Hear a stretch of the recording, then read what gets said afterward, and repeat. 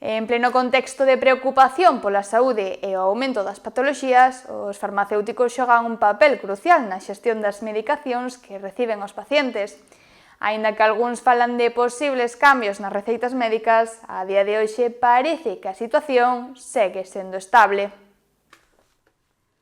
A pesar das preocupacións sobre o aumento das patoloxías e das receitas médicas, un profesional de campo asegura que as prescricións non están aumentando de forma significativa.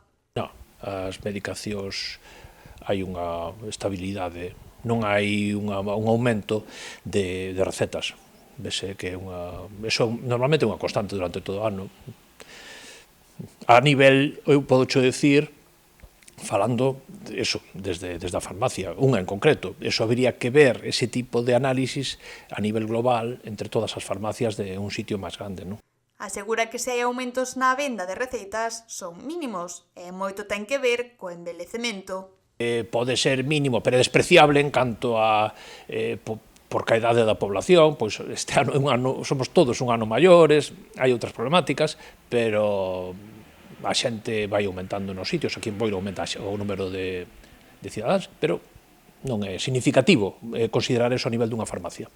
Aínda que moitos falan de novas medicacións, o farmacéutico destaca que moitos medicamentos clásicos ben coñecidos e comprobados ao longo dos anos seguen sendo os máis eficaces e recomendados polos médicos. A súa fiabilidade segue sendo clave na atención aos pacientes. De feito, hai moitos medicamentos clásicos que funcionan desde sempre, que están comprobadísimos, que levan moitos anos e siguen funcionando ben. Non é a cousa tan... é moi normal todo. En xeral, os farmacéuticos aseguran que, a pesar de algúns cambios no perfil das receitas, a situación segue sendo estable.